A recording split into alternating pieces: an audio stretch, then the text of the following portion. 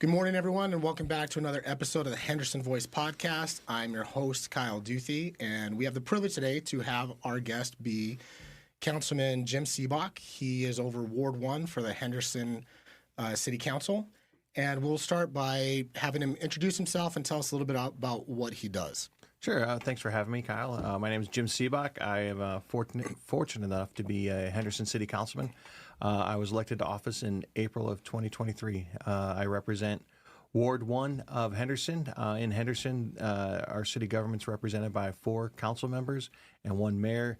Of the 4 council members, this city is divided into 4 areas. So I have one area, which is Ward 1. So what I tell everybody is I serve the city of Henderson, but I primarily focus in Ward 1, but I work for the entire city. I see that. I've gone to a lot of events in Henderson, and I'm across town, and I see you at events. We see each other all the time, and so I'm fortunate enough that you're actually my councilman. So my business is in Water Street, and I live on Water Street, so It's great. So I get to see you all the time. So tell us, what does Ward 1 encompass? Sure. So my area is, if you're driving down the 215 heading towards downtown Henderson, so if you're heading eastbound on the 215, once you hit right around Gibson, the Henderson Spaghetti Bowl, right in that area, everything off to the right, everything to the south, everything towards Boulder City is going to be considered old Ward 1. Now, it's most people would consider old Henderson. I grew up out here, so it's the Henderson where I grew up in. And so it's everything off to the right, everything off to the south. And as you travel down Lake Mead, once you hit Calico Ridge and Lake Las Vegas on the left side, that area is mine as well. The city tries to divide it so it's even amongst all the wards and the population. So essentially it's going to be your downtown Henderson area. It's going to be your Mission Hills neighborhood, your rural neighborhoods, Section 27, Section 19, et cetera, as well as your areas around Basic High School, like I said, Foothill High School, Lake Las Vegas, et cetera.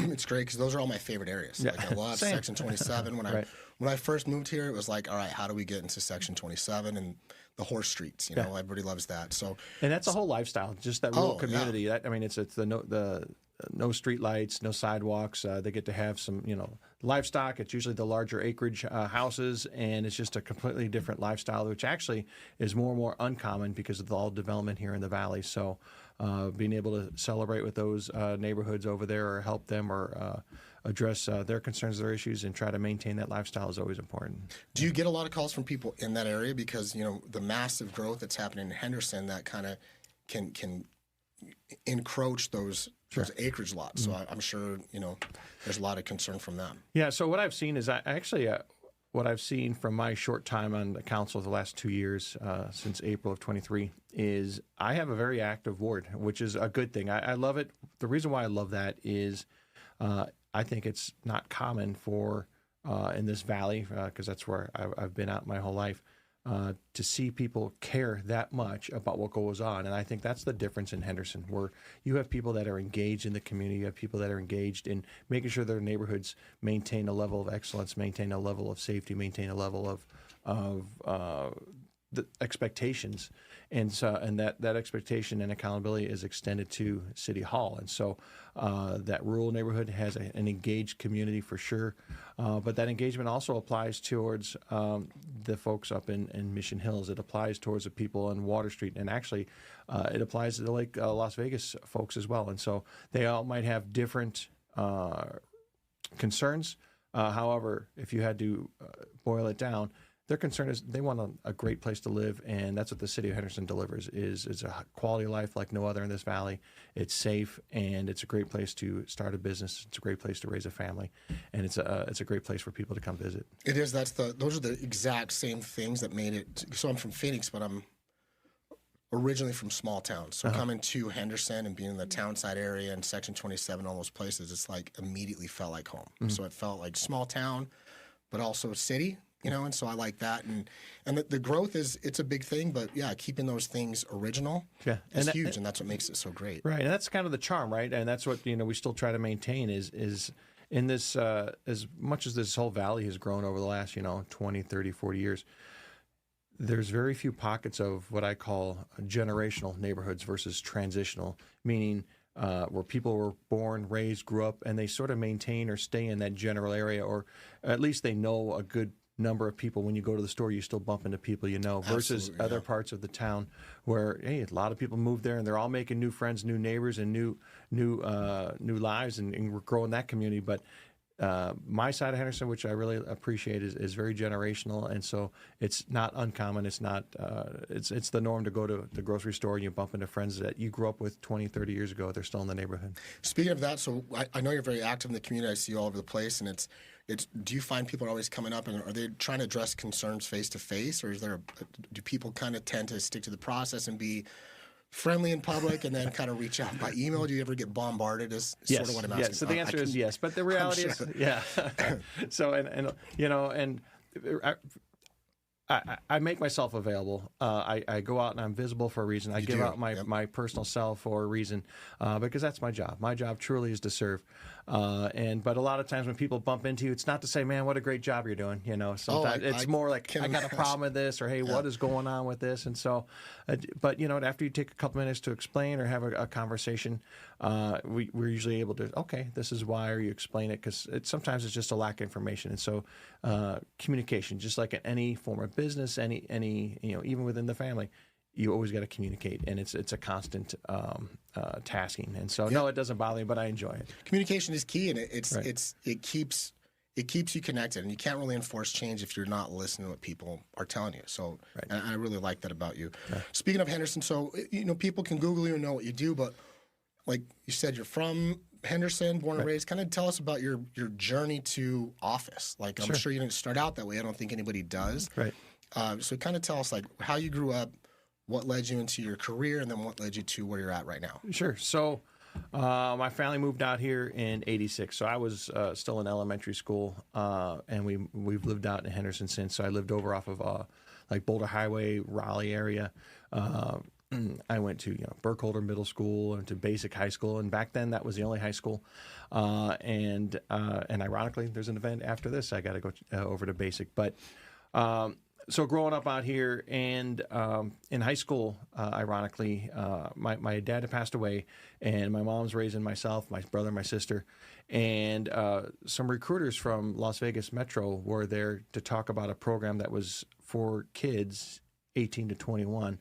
So once you graduate, you can hire on with Las Vegas Metro, and when you're 18 and you're okay, and then they say, hey, you're going to get paid $24,000. Hey, that's big money. Yeah, I'm like, wow, sign me up. So that was the original. Honestly, that was the original. The dollar signs go in your eyes. But the more I tested for it, the more I learned about the position. The more I recognized, hey, if I hire on, the position was called Police Cadet, which Henderson Police Department now offers. Henderson Police Department now has, but at the time they didn't. So I hired on, and I was fortunate to get it. And then I had a career with Las Vegas Metropolitan Police Department. And so, how many years? I worked for them for 30 years. That's crazy. So you started 18? 18, yes. Wow. Yeah. So 18, you turned 21 in the police academy, and then I had a myriad of assignments. It was a fantastic career, fantastic profession. I do another 30. I absolutely loved it, and I did that. And then near the end of my career. I knew it was time to move on from policing after 30 years. And so I still love serving. And as one person once described it, and I've used what he said before, in policing, it's 10% cops and robbers. It's 90% working in the community. Paperwork. No, the paperwork is the cops and robbers. But actually, a lot of what your job is you're trying to just come, you're addressing conflict, you're addressing disturbances, but you're also trying to engage the public and make yourself available. And so it was just a good transition because I love keeping people safe. I still love serving. And so the opportunity came to where, hey, there's an open city council seat. At the time, then Councilwoman Romero was running for mayor, and they knew there were good chances that she would win. And so they're like, hey, someone reached out and said, hey, we're looking for some good candidates to put in for this seat. It's an open seat. Would you ever be interested? And of course I was. And so near the end of my policing career, I started the campaign process, and I was fortunate enough to win in a special election. And I was sworn in April of 23, and then I retired from Las Vegas Metro in July of 23. Oh, wow. That was a quick little transition. So So you've never actually officially retired. You just changed career paths, basically. Correct. And then how long does your term run? So that one, the initial part was to fill the vacancy time. So that first, when I was sworn in April 23, that was really only about 15, 18 months because they kept the election cycle. So the cycle is a 4-year cycle. But I had a rerun for that normal cycle. So I had to go again for the 24 cycle. So I was fortunate then in 2024 to get elected. So now I'm good for 4 years. So Okay. my wife is very happy because I don't have to keep campaigning or anything like that. Yeah, That's not the enjoyable part. Be at home, yeah. I love talking with the folks, but raising money and some of that stuff and that goes along with politics isn't my favorite part at all. One of the things I really like about you, and I feel it just feels, I guess, kind of like home. And my dad is dedicated to service. Like service is in your blood. It's the same thing with my dad. And he was in law enforcement. He started when he was 18. He was a sheriff's deputy in Cochise County, and you hear all those crazy stories about, he couldn't buy bullets because he was 18 and my mom was 21 and she had to buy all his ammo and his guns and stuff for him. And so he took that whole career, and then at some point it changed, and he was all the way to chief of police in our little small town, and then he kind of got into city management. And so he's probably done that for the last probably 15 years. Wow. And that was after his law enforcement career of 20. So he's doing the same thing, and he's up in Colorado right now on a contract with a small little city, and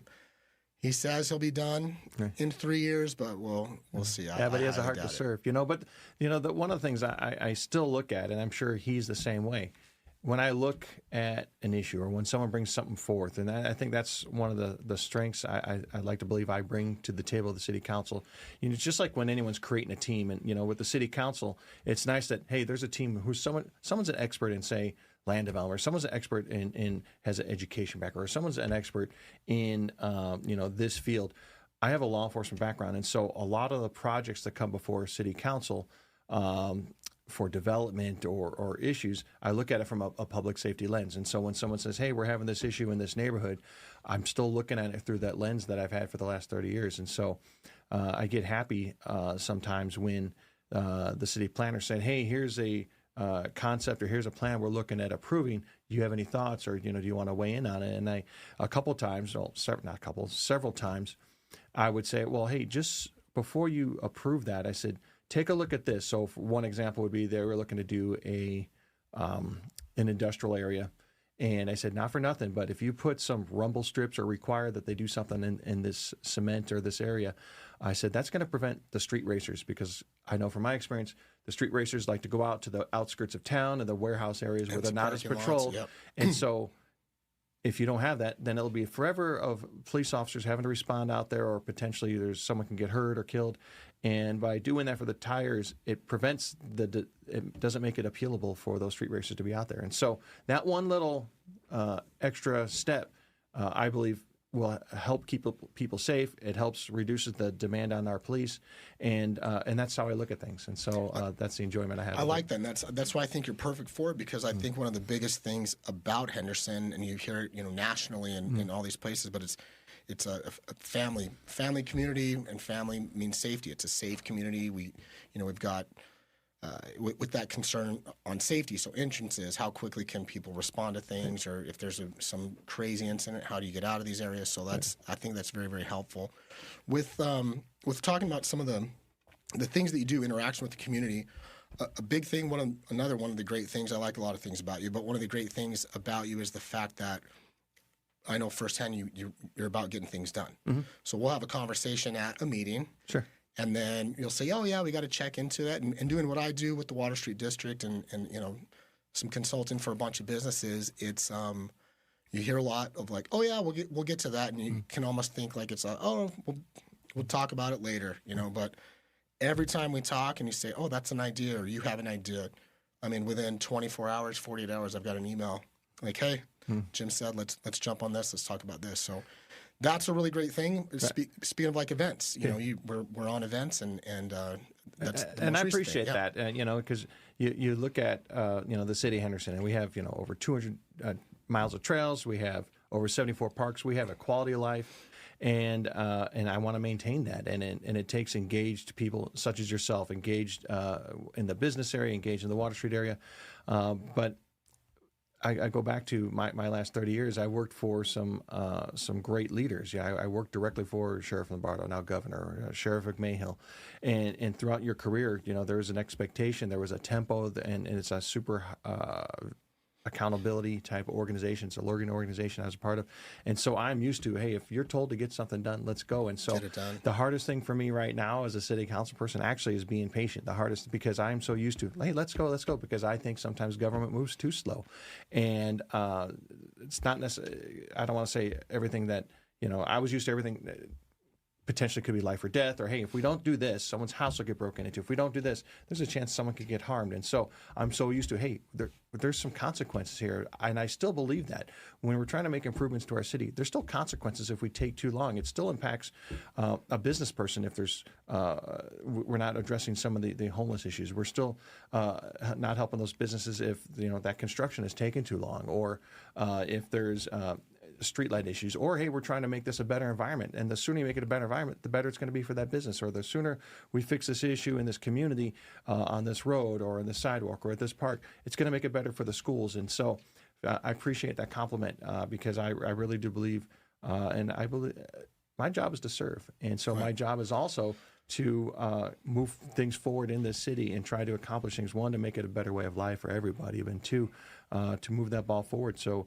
as we look ahead to our city, we're keeping things in place, or we're improving it, so it continues to be the great place that it is. Yeah, and I know just my involvement with the Water Street District, that whole section, that's the beating heart of Henderson to me. And so if that area is doing well, then I know the rest of Henderson's doing well, and it's a place you have to drive to every day, coming down Water Street. And so a lot of the changes, you're great on feedback, and you're great on creative ideas about it. And it was really great because we were able to celebrate just encompassing all of Henderson. There was the Best of Henderson Awards that you attended and presented at. So just the recognition, which is another event down on the plaza. So we were able to recognize a bunch of businesses. So I know you have a big interest in bringing more people, not only to Henderson, but specifically to the Water Street District.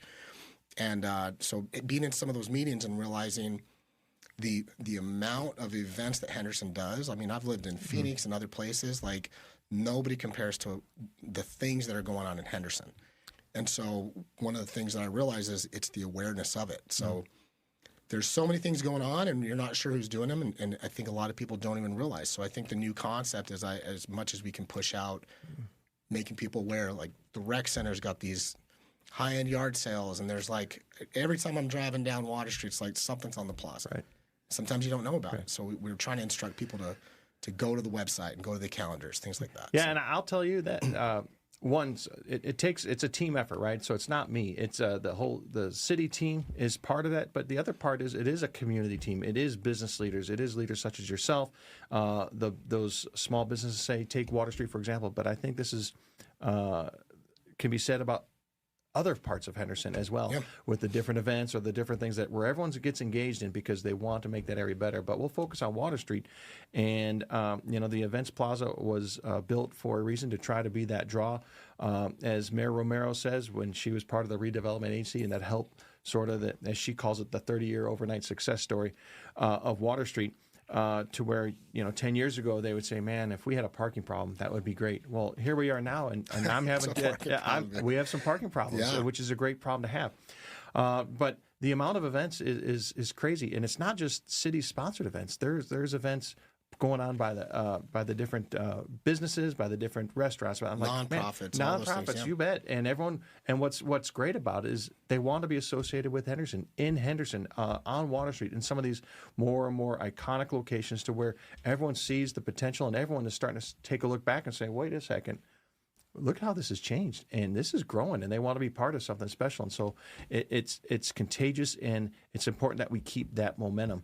And it's funny you said that about the events. I try to go to a lot of events. I try to make myself accessible, but I also try to support. It is tough because I went to one and we haven't seen you in a while. I'm like, well, I've been over here. Look at my calendar.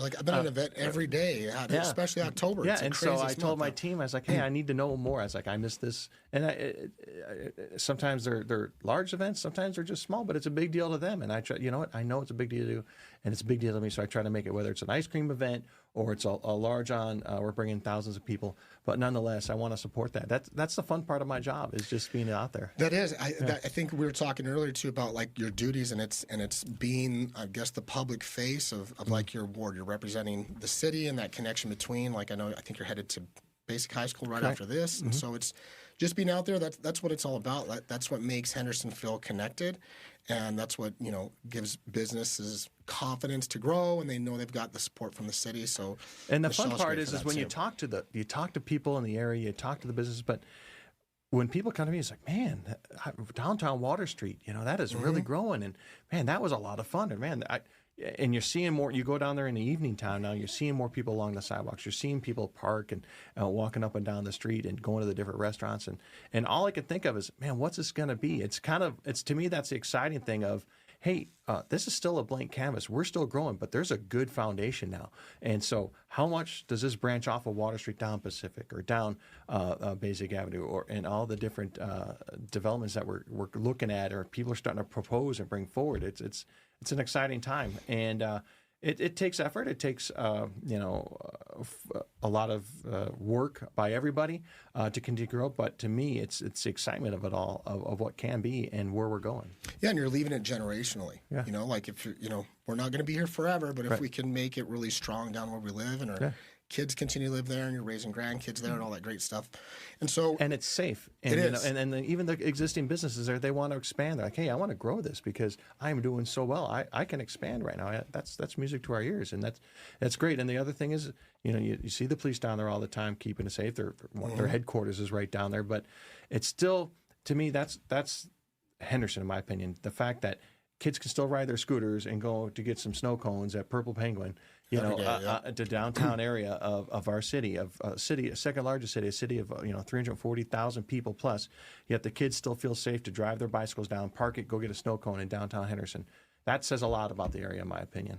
Yeah, and that's what I love about that area, because it's so mixed. There's homes next to businesses, and as you get further out into Henderson, where it's expanding, it's a lot of these great communities. And one of the other big things that is Henderson's known for is our parks, which we've talked, and there's I guess it would be a ballot questions coming up. So It's a very big thing. I found, more, even as involved as I am with the city and the goings on in the city, it's something that I found, and I was like, oh, this is a surprise to me. So similar to our redevelopment plan that gets changed every so often and expires, and we got to readjust that, there's this ballot question. Sure. And so the ballot question, from my understanding, and you can correct me if I'm wrong, has to do with property taxes for our parks. So our parks are funded in large part by this ballot question, which I think it's 40%. So thank you for bringing that up. In fact, I wasn't. I think that would come up, but I'm glad it does. And so let me tell you the facts behind it from how I understand it and what's been presented to me. So, roughly about 30 years ago, the city of Henderson did what was called a tax override, and essentially what they said is money that was coming in, specifically 12 cents. For every $100 assessed value of your house as a property tax, nothing. That 12 cents will go to Henderson Parks. And so as property values have increased over the years, it's capped, but it increases roughly every 3% every year. That 12 cents continues to grow and has helped create, as I said earlier, those 200 miles of trails, over 74 parks and rec centers. And it's not just that quality. It supports our senior centers. It supports our Meals on Wheels. It supports the programming. And you talk about safety. We're safe because we have a great police department. We have a great new police leader. But we also provide opportunities for kids to engage in and have programs out there. So they're not just roaming the streets like, they're involved in baseball or basketball or swimming.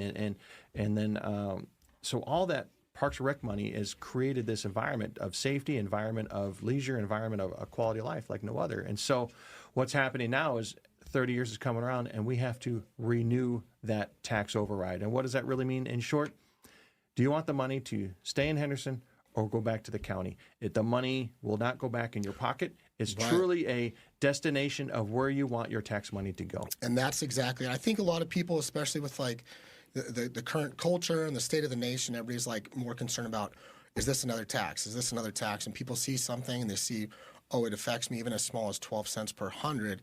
And they go, no, I'm going to vote no on that so I can get that money back. This money doesn't come back. It does not come back to you. Just go to the county, correct? The county, and then the county would have the opportunity to use it how they see fit. So that doesn't guarantee that it would stay in Henderson. It might.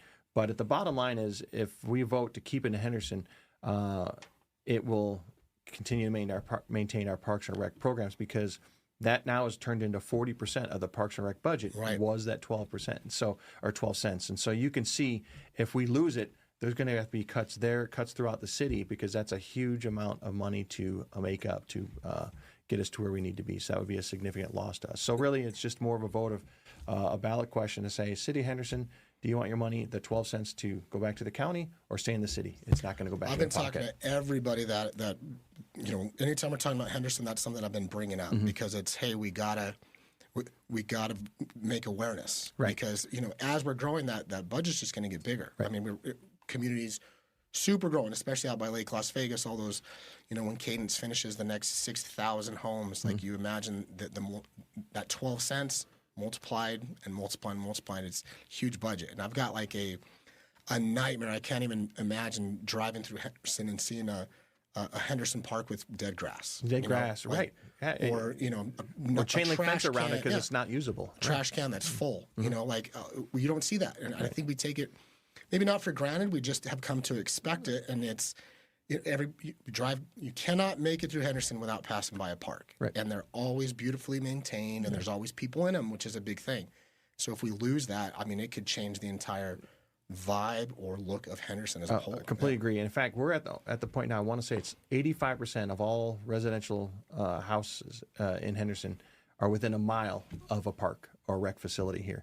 And so, as you just said, can you imagine if that wasn't the case anymore, and that changes whether, and I don't know what the cuts would look like, So now I'm making assumptions, but, are they going to have to just fence off a park and say it's not accessible because we can't maintain that anymore? Well, there's no positive things that I can think of. If we lose it and then the city has to decide, all right, we need to keep maintaining these parks because that's part of Henderson. Well, that money doesn't come from anywhere, so maybe it comes from money that's dedicated to help the businesses grow. So you have to pull it from there to keep the parks great. Like, it creates a really potentially bad cycle. Correct. And so, I mean, it's big. We're going to repeatedly talk about it on here. I'm going to be talking about it on our Water Street District pages, like everything that we can do to raise this awareness, because it's a Henderson vote. Yeah, it's a big deal, and I appreciate that. And I know that there's going to be a whole push for whole publicity as far as that it's a PAC. It has to be done through, the city of Henderson is allowed to tell the facts, but the promotion of for or against, and obviously there's going to be a committee that's going to be pushing, to try to approve it. So that's in the works right now. That'll be completely launched in January, and so it'll be going citywide to make sure that it's an education campaign. So will there be a push against it? Like, would the county be actively saying, hey, like, is there a pro and a con to it so that Well, I know on the ballot question itself, there's going to be the arguments for, arguments against. I'm not aware of a group that's saying, man, we really want to argue that why Henderson money. Right. But, and I hope there isn't one, I hope so too. But I get it. Times are tough for everybody, but to me, this isn't going to end up affecting your pocketbook. The reality is it's just determining on what you want to see in your city or where that money goes. Right, because a lot of what being a resident in a city, some of the changes you're not actively involved in. This is something that is, as a resident of Henderson, you can control where your money goes. Right. A lot of things are done by advisory boards or regulations or different departments. Right. This is literally, you have the decision to make. Right. Do you want your parks to stay this way, or do you want the county to get the money? Right. So I think a lot of education towards that is where we need to, get it out there. And that's up in, is that next year? Yeah, that'll be next year. As of right now, we're looking to do it there's the June primary and the November general.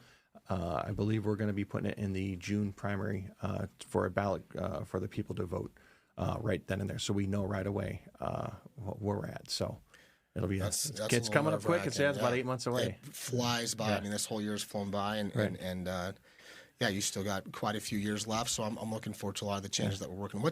What's next on your list of projects? I'm sure everybody's got a personal project. What is your next list? So of the projects? biggest thing, and again, you go back to what was I elected for? What did I say I would do? And I appreciate what you said. Is I really do like to be able to point to things that I've accomplished. Point to things that, hey, I promised that I would continue to focus on public safety, and we've grown our the budget is 60% of the city's budget is public safety, and we've grown our police department now to where we used to have like a 12% vacancy rate. The new chief now we have the largest police academy we've ever had, and now our vacancy rate is down to 5%. And so that new chief has put 18 additional officers on the street into the neighborhoods from just a realignment and reprioritization of where those officers are working, and he's infusing more officers onto the street. And so for me, I will continue to support public safety.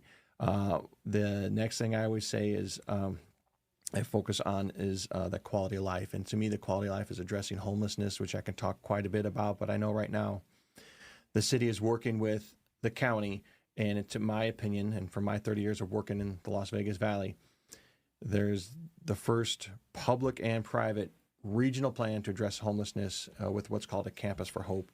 And there's myriad of facets involving homelessness, but the Campus for Hope, in my opinion, is the first time where I've seen everyone in alignment focusing on the goal of opening this campus. And it's a one-stop shop for services for where the people there, you can take someone there and they can get a stay, not just overnight. I'm talking 30, 60, 90 days. All their services, job placement, AA, NA, all your Medicaid needs, everything it's a one-stop shop. And so it's $100 million from the state, $100 million from the private sector, and all the agencies now are working towards how does that work now. And so that is coming. And then the other thing, though, what am I working towards? So I want to continue to focus on addressing the homeless issue, obviously public safety. And the third thing, actually there's two more, that's on the horizon for me is I hear on my side of Henderson, and it affects the whole valley, is traffic. And no one likes the orange cones, and I don't mind the orange cones as long as I see people getting work done. Right. But when they talk about traffic, one of the latest things is the interchange in Henderson, the Spaghetti Bowl, the I-11, the 215. And so right now I'm working with the county and our Public Works Department trying to address that because a couple of years ago, or maybe less, the state says, hey, we want to redo the Henderson Spaghetti Bowl. We have $600 million. They put it out for bid, and all the bids came back at $1 billion with a B, $1 billion. So the state did not have the money for that. Right. So they had to pull those funds and sorry, we have to wait till we have a little bit more. Well, the traffic is only getting worse. And so shame on me if I'm not trying. And so I've been working with myself, Commissioner Gibson, who also represents our part of Henderson from the county. And together, we've been working together to try to address that. And so I'm optimistic we might have some smaller solutions, specifically extra lanes, which is, I think, one of the most critical things we need. It needs a full revamp, but overall, if we get some extra lanes, that will help address some of those traffic corridors, at least over there. So working towards that. And then finally, I am still committed to, is what I love is my experience working in the Valley is I don't ever want to forget about the older parts of town. And what was common is like, oh, well, look at out there. And I'll use just Las Vegas for an example. Oh, look at Summerlin or the West Side, or look what we're doing over there. And they forget about the east parts of the Valley. Growing up out here in Henderson, everyone's like, oh, look at West Henderson, or look at this. And I'm like, hey, let's not forget about the Water Street area. Let's not forget about Center Street or the area around Basic or Boulder Highway. I don't like seeing empty shopping plazas while we're focused on the West Side. And so for me, redevelopment is still a significant push of making sure that the city doesn't take their eye off that. And so our redevelopment agency has, for a while now, been putting money back into that old part of Henderson. So if you look at master plan areas such as Cadence, master plan areas that cleaned up Three Kids Mine, redoing the Fiesta Hotel Casino. The hotel site, yeah. And you look at Water Street. To me, and now we're looking at, I know it's a pain, but Boulder Highway and redoing that. All of that is redevelopment that will spark more growth, spark a refresh, and we're not forgetting about that side of Henderson. So my job is to continue to champion that. So I'm a huge fan of redevelopment. I'm a huge fan of, let's look at, again, what we can do over here. And as you've properly done and continue to champion, look what you have done changing Water Street and highlighting that to where more and more events. And now, at St. Patrick's Day, we have 40,000 people, like an old-time a small city, and 40,000 people come to Henderson for that. You're going to have the Winterfest Parade coming up. We have our Veterans Day Parade. And so the infusion of people still focused on the side of Henderson. The business and redevelopment of this side of Henderson is going great, and that's what I want to continue to move forward with. Perfect. Well, keep at it. I mean, the progress that's happened already, I can't imagine where it's going to be for in the next 10 years, the next 5 years, especially if we can accomplish some of those bigger things. The ballot question's a big one, and we've got all the focus on redevelopment. Homelessness, we don't even have time to get into because that's a tough That's a whole one. show. That's a compassion tough one. versus, Sure. It's a tough one. Maybe we can talk about it next time. Sure. I appreciate you being here. It's a pleasure to see you all the time, and I love picking your brain. I'm one of those people that sometimes bombards you. Bring it. I'm always question. At least I never have complaints. It's always a question. So no, your stuff is always great. One, thank you for having me on the show. Two, I love people that, hey, not only here's the problem, but here's a solution I have, or hey, can we do this? I love being able to try to say yes, or hey, how do we get to yes, or hey, let's try it. Why not? Right. Let's give that a shot. And then when I approach sometimes people in the city, like, I'm like, no, I think this is a good idea, and watch what this turns into, and that is the fun part of what we get to do. So thanks for you pouring out your heart and soul and investing in that area, but also leading. A lot of people can point fingers, but it takes a lot to step up to lead and say, you know what, I'm going to take this on and I'm going to lead people through it. So thank you for your leadership on that. Perfect. Well, thanks for being here. No problem, my friend. Thank you, everyone. Please take a look, find us, get really involved. The biggest thing is if you're looking for events, there's never we'll call it a dull weekend in Henderson. That is correct. Go to the City of Henderson website, click on the calendar. There's a million events. I mean, every weekend there's something going on, from a yard sale to just some sort of event or something at the rec center. So stay in touch. Feel free to reach out to us, repost this stuff, and follow us so you can get to know not only Henderson as a whole, but the people that live in Henderson, the wonderful things that bring them here. And we'll see you next time. Yeah, thank you so much. Thanks for having me. Ever need to reach me, I always leave my number. It's 702-275-8942. Give me a call. If I don't answer right away, I will call you back. So appreciate your time. Councilman like that. That's wonderful. Thanks. Thank you, sir.